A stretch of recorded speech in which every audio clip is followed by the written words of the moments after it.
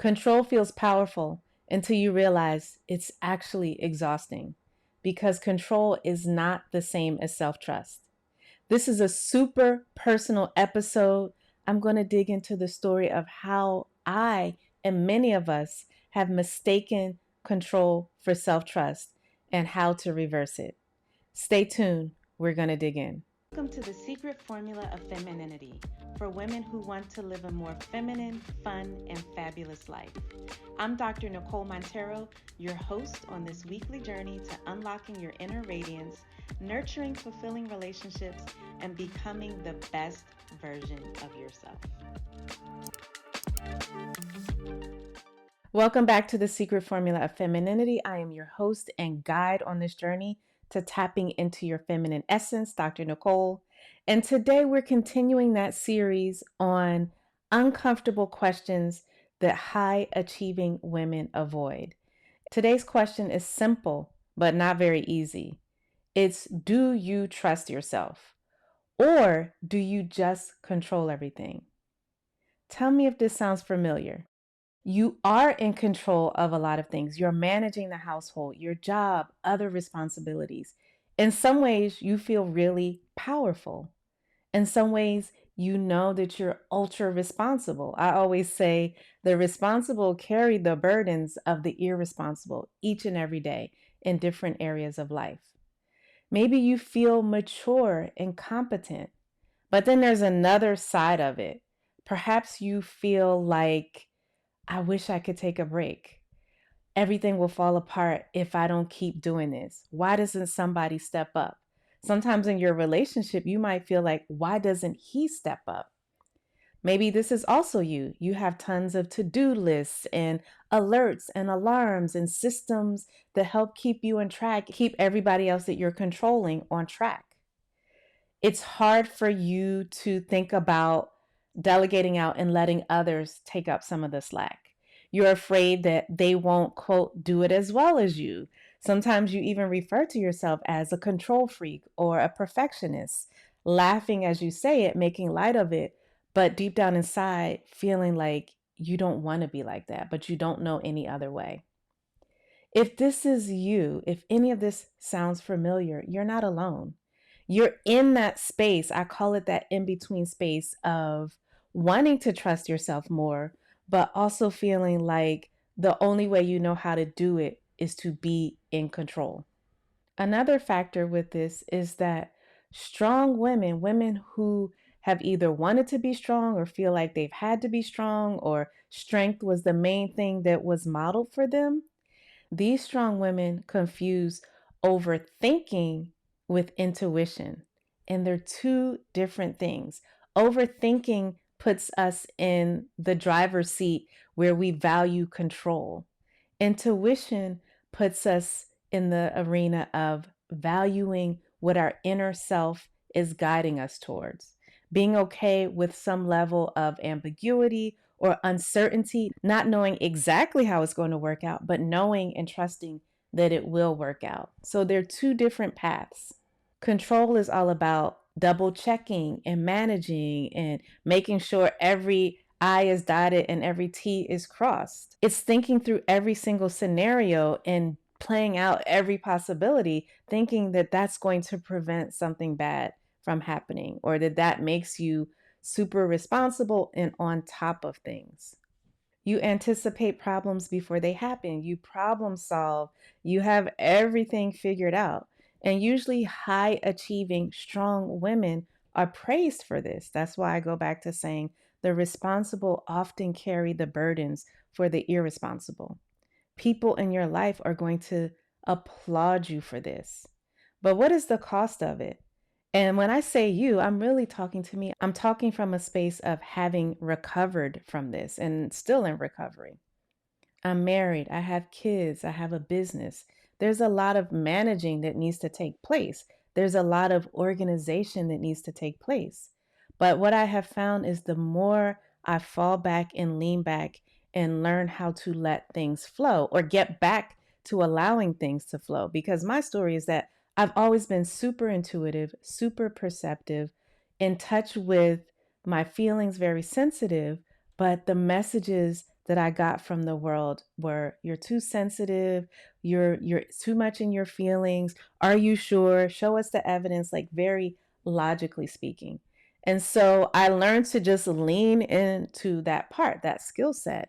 And it ended up cutting me off over time and slowly from that intuitive, perceptive, self trust space. So I'm telling you, I know where self trust lies and where over control and over management lies.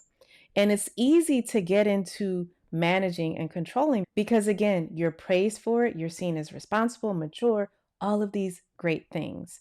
When you lean more into the intuitive side and the self trust side, you can't always explain how you arrived where you arrived. You can't always explain your reasoning or why you trust yourself or how it's going to play out. You don't have all of those answers all the time. So sometimes you feel under pressure because people are like, well, tell me how you know that, or tell me why you're doing that. You have to learn to be okay with not having all the answers, not being able to explain everything to everybody, but first working on trusting yourself. So, what I want to gently challenge for my fellow high ambitious, high achieving women is for you to think about where you're over functioning and where you're hyper vigilant. Hyper vigilant is basically you're hyper alert. You're looking out for every possible thing that could go wrong. You're planning for everything that needs to go right. You're always on, just to put it simply. And hypervigilance, that's actually a symptom, a trauma response is part of a trauma response. So it's when you've gone through something traumatic or overwhelming in the past, and you're constantly scanning your environment or looking out to avoid that in the future. And there's a time and a place for that, right? We evolved, we were wired in a way to learn to look out for danger and to not want to repeat danger. But when you're hyper vigilant in all areas of your life, especially in your relationship, you end up treating all of life like it's a potential danger or trauma. And that is more in survival mode. Maybe for some people, that is how it was, and in some ways, how it is. But the goal is to get out of that and get into thriving mode. And to be able to thrive, I had to learn this. To be able to thrive, I literally had to put it all down. I literally had to put it all down. I had to let others pick up the pieces. And part of why some of us don't want to let others pick up the slack is we have this superiority complex, to put it simply. We feel like our way, it's our way or the highway. We are the best at it. Others, again, we have this sense of being a perfectionist, which actually is not a good thing. There's nothing healthy about being a perfectionist because you're never going to be perfect. You can be, I like to call it an excellencist, meaning you value being excellent and trying your best, but you also have to know when not to push through, when not to keep drilling down, and when to say, I gave it my best. And when to, that's that whole balance between like rest and recovery, and then pushing forward and like really leaning in. So for some of us, we have adopted hypervigilance as a complete way of life. It's part of the trauma we went through.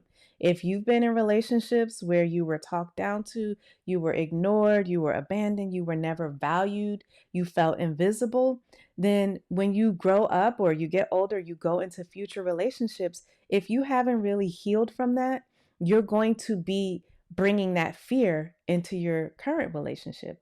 Some of us are married and we have those fears. I can't trust them. What is he going to do? I can't let him lead. I can't, be sure that he's going to do the things that I need him to do. Meanwhile, we're over controlling and we're not even leaving space for anybody else, whether it's our mate, our kids, other people in our family. We're not leaving space for them to do their part. And it becomes like this self-fulfilling prophecy where we're like, oh, nobody's helping me. I can't get anything done. Nobody's playing their part. But we're in that over control mode, right? So over control doesn't just burn us out, it also disconnects us in our relationships. A lot of this goes back to growing up in environments where unpredictability was actually chaotic and unsafe. There's parts of life that are not predictable, and we need to be able to be spontaneous. But if you grew up in a chaotic environment and things were unpredictable and unsafe, you needed to have control. right? That was brilliant. That was a great adaptive strategy for you. But as you get older and you want to have healthier relationships, relationships that are not codependent, where someone is depending on you to help them all the time, and you actually get your sense of self and gratification out of always helping them, fixing them being dependent on you, that is not healthy. If you grew up in an environment where you always had to anticipate others' moods because their moods were unpredictable. You didn't know how they were going to act. And so you became super tuned in and hyper vigilant to how other people were behaving. Then you carry that into future relationships. And sometimes you're misreading other people. I cannot tell you all the number of times I've talked to women where they have been overthinking their partner's behavior, something that he said, that facial expression that he made, and are like, I just know, and I just know. And I know from experience, we can overthink to where we have developed a whole narrative and story in our heads about what he's doing, and we're fighting in our heads. We're having nightmares where we're like fighting the other woman. Like there's all of this mistrust that gets played out because we have been used to experiencing that. The key, though, is you can destroy potentially healthy relationships or good relationships, and you can destroy your own connection to your intuition when you're in that space of always being hyper vigilant. So I want you to remember hyper vigilance is a trauma response. It's not something that you want to have all the time in everyday life, especially in your relationships. And I understand it. If you've been hurt before, if you've been disappointed before, if you've had to be in control, it can feel like that is the only way to be. But building self trust means building more trust in your ability to be okay. You can't control what someone else does. I had to learn this. You can't control any other aspects or arenas in your life except you and what you do, how you respond, what you do in different situations. So part of building self trust is knowing that if another person does something that is hurtful or disappointing or that it wasn't what I expected, that I am going to be okay. It's important to build self trust as opposed to building these walls where you have everybody in your life under a microscope and you feel like they're not good enough and they start feeling like they can't measure up to your standards. Does any of this sound familiar? I tell you, I'm talking in detail because I know either from personal experience or the experience of women that I've worked with. It is super common.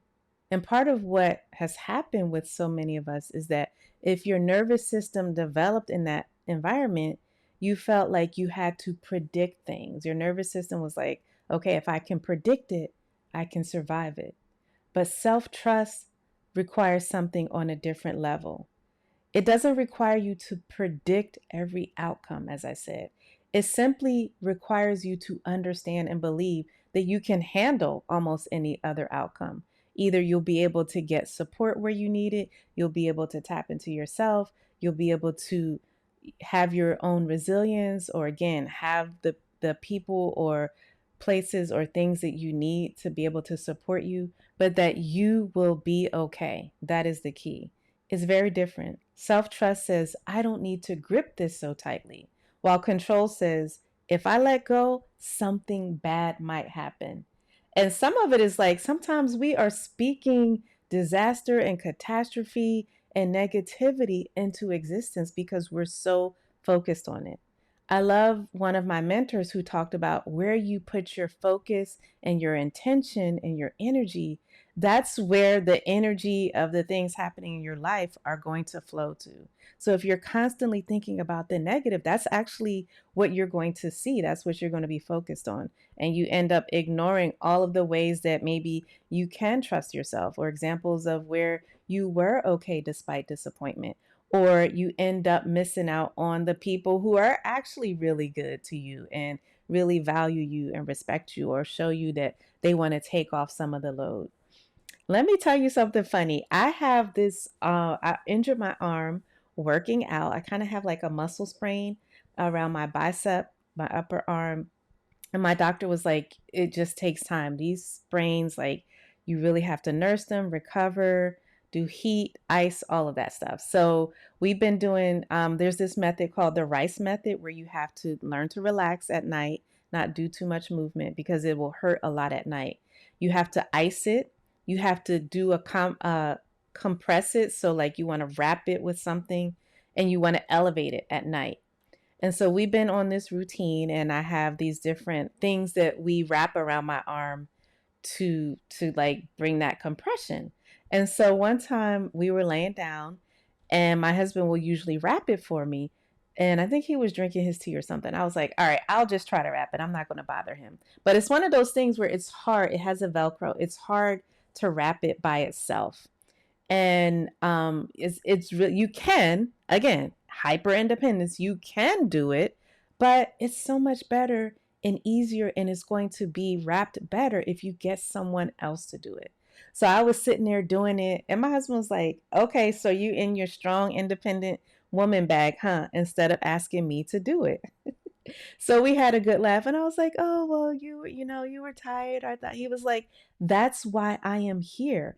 I am here to do it. Like that is the point of our interdependence, our partnership, our relationship, for me to do these things for you. And I can't tell you, like, it is drilled into so many of us. So many of us won't let someone else step up. But then we'll sit there and be like, I'm drained, I'm tired, these kids, my man, my family, this, that, and the other. And we will go on and on. And that's when we're in a space of not leaning into self trust.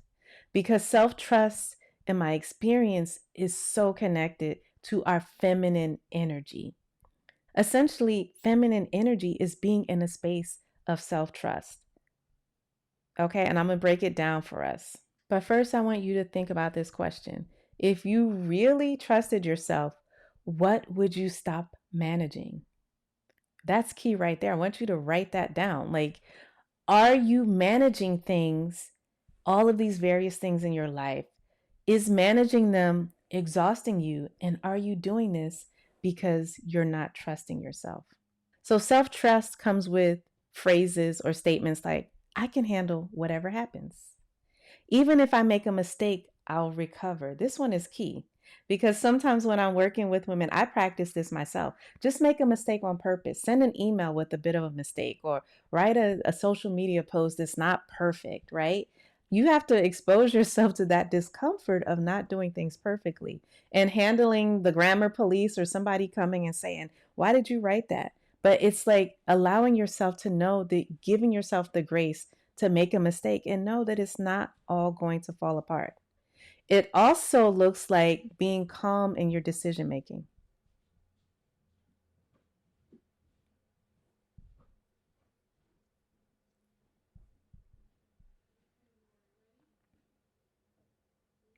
It also looks like calm decision making. So, where you allow yourself space between something that may have triggered you and how you respond. So, instead of reacting immediately, it's pausing, it's calm decision making. So that space between something that may have triggered you and then you responding. So instead of reacting, giving yourself time to pause. The pause is like, I had to learn this, whether it's responding to emails, responding to people, even my own kids, like in any kind of situation where I feel in my body, I'm getting hot, my heart is racing, I'm getting upset. Let me pause, right? Let me dig into what's going on here? What am I feeling? What's my trigger? How do I want to respond versus reacting off the bat? Control comes along with phrases or feelings like, I need to micromanage everything so I can control the outcome. I need to over prepare, like I said earlier. And then the other piece of that is over explaining. Have you ever been around people where like they're talking so much, but the talking is almost like from a place of anxiety? They're trying to over explain because, again, they're trying to protect themselves either from any negative thing happening, any negative feedback or criticism, or any fallout. And you just can't control those things. Look, some of the most saintly people have been subjected to criticism and negativity. So if you're constantly trying to over explain, to feel like, all right, if I do this, then I won't be criticized, I won't be attacked, I won't be targeted. You're missing the mark. You can't control other people's responses and what they're going to do. And the key difference between self trust or intuition and control is that intuition is pretty quiet. It's something that other people may not even know that you're tapping into.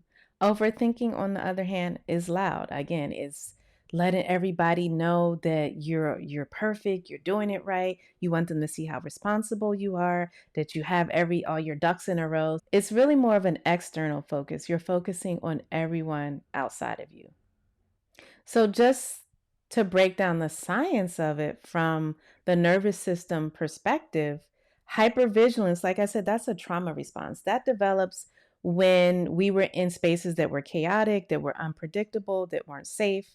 And so, control became our way of regulating that. We had mastery and control over our environment. And we've developed this way of thinking that when we manage everything, it reduces threat. But it really is just reducing our perception of threat. We're telling ourselves that threat is less, right? That we're safer. So some of the control that you may have developed was an adaptive response to unhealthy or dysfunctional environments. It was brilliance, actually. But what protected you before may be exhausting you now. That's why, as you get out of those unpredictable environments, you have to change your whole framework. And for me, traveling was such a powerful tool to see other environments. And I didn't really even grow up in a lot of unpredictability, but you just have to see ways of being outside of yourself, right? Like, even the part of my childhood where my parents split up, that was traumatic for me, having to go between households and manage. You can feel that there's tension, that the two broke up for a reason, right? So for me, that made me want to be reading the room all the time. And my perception or my perceptiveness wasn't always serving me in terms of my self trust, but it was like helping me to scan the environment, a form of hypervigilance. So seeing other environments, seeing generations of intact families and women leaning into their feminine energy and resting and having their own traditions and practices, like all of that was so healing and healthy for me. So we want to move out of just replicating or repeating everything that we experienced in childhood and just making that a cookie cutter response to adulthood. And when we think about leaning into our feminine energy, this is where the self trust comes in. This is where you have to do a few things. When you lean into your feminine energy, you're allowing uncertainty. I know it sounds crazy. It's like, well, why would I want things to be uncertain? Well, life is uncertain. And so when you're leaning into your feminine energy, you have more comfort with the discomfort of uncertainty. You allow others to step up. I always talk about being in a place of receiving. That simple example of my husband, like, well, why are you trying to wrap your arm? You have two arms, one of them is being wrapped. So, how are you going to wrap it? Use both of them. You need help. So, allow others to step up. Allow yourself to be imperfect. This perfectionism and having to always have it all together, this is killing us. It's killing so many of us. I remember when I was in a coaching program and the coach said, when are you going to let your representative take a rest? When are you going to take off the mask and tell your representative he or she can have a seat and the real Nicole is showing up? I was like, okay. Read me the act, okay? So it's allowing imperfection and it's allowing pauses. Control tells us I have to do it myself. Self trust says I will respond if necessary. Self trust says I can respond if necessary or needed. Self trust is not about creating any form of certainty. It's about knowing you can be resilient. You can still be soft, right? Control, ironically, makes us hard because we're constantly like, I got to control this. When we allow ourselves to lean into that uncertainty, we actually allow a softer version of ourselves to emerge. I'm telling you, the way I sit down and kick my feet up The way I'm not trying to make everybody a project, I'm not trying to fix every problem. I have divested from so many things that were draining my energy. My husband once told me a saying that you can't go out trying to save the neighborhood when your own house is in disarray. And that really struck me. Like, I prioritize what's happening in my house, these relationships, the communication within this. Then I can give some of my energy elsewhere. But when you're in that control mode, you're trying to help, you're trying to like clean up the whole neighborhood, and your whole thing is you got litter in your own house, right? So you have to learn that it's okay to not put your energy, to preserve your energy, to not try to manage everything, not try to control everything, not try to fix everything. And some of this is going to make you feel selfish. Some of this is going to have other people judging you as selfish. Like, well, doesn't she see everything that's happening in the world? Why is she just laying back? Why is she not saying anything, right? There's going to be pressure from so many places, and you have to be willing to resist that and not get into your people pleasing mode where you can just say, it's okay that that person feels like that.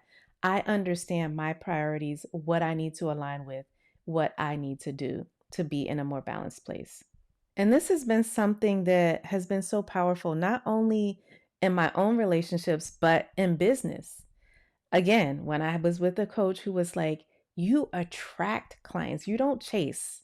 And I'm very selective. I don't work necessarily with everybody. It needs to be a good fit in my coaching programs. It needs to be a good fit. I don't chase. I'm not running and say, hey, you need femininity and you need communication skills and you need inner balance. No, I attract people who are ready to work on those things. And that was a big shift because when you're chasing, again, that's more of a masculine energy. And I prefer to do business from a feminine perspective. Let me attract. Now, that took a lot of self trust. But what I found is the more I was doing that, the more I attracted. I attracted the kind of people who were going to benefit from working with me.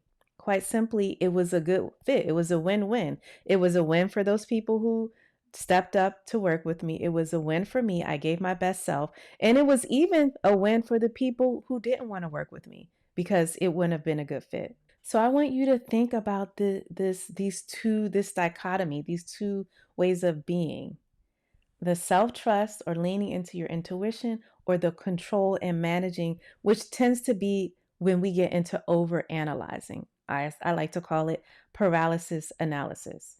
So I want you to, this is a hard mirror question, questions that I have wrestled with myself. One question is, are you actually trusting your partner, or are you monitoring them? One way you can try to get this answer is think about how you talk about them. I have some people I know that every time they talk about their husband, it's like what he's not doing. It's almost like he's a bumbling fool.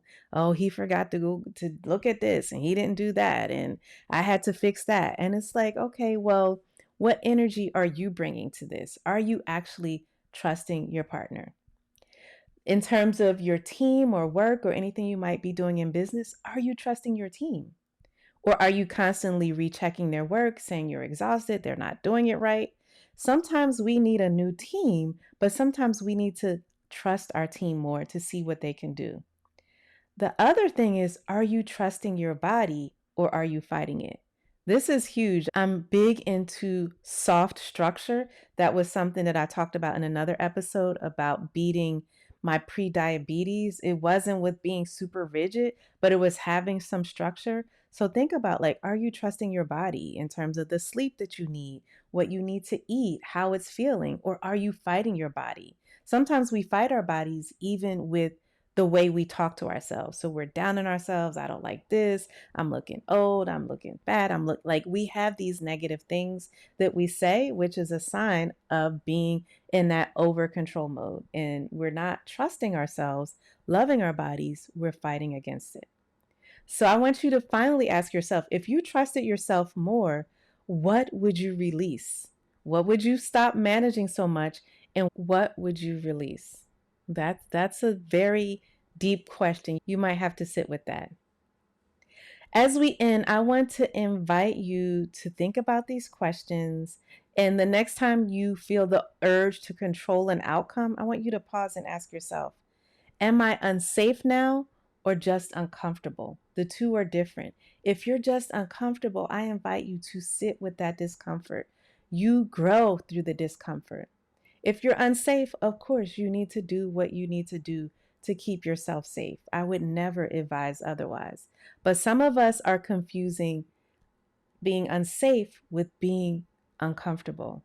There's absolutely nothing wrong with being uncomfortable. And in fact, we probably need more of it. We need to be shaken out of this comfort zone where we feel like things are going well, but we're really holding ourselves back in our relationships, in our business, and just in terms of our personal growth. If this resonated with you, I want to invite you to the Boundaries to Bliss Society Inner Circle. It's my inner circle community where we work on regulating our nervous systems, looking at or letting go the need to control everything, improving our communication to a more feminine communication within our relationships, attracting healthy relationships if we're not in one right now. It's a whole system approach to tapping into your femininity, having healthy boundaries, and becoming the best woman that you can become. The link is in the show notes. And of course, you can always send me a DM if you have questions about it. Share this with a woman you know is looking to lean more into her self trust and pull back from over managing and over controlling. Thank you so much for joining me this episode. Don't forget to hit like, subscribe, leave us a comment or a review. It really, really helps. Until next time, stay soft, stay trusting, stay feminine. I'll see you in the next episode. I'm Dr. Nicole.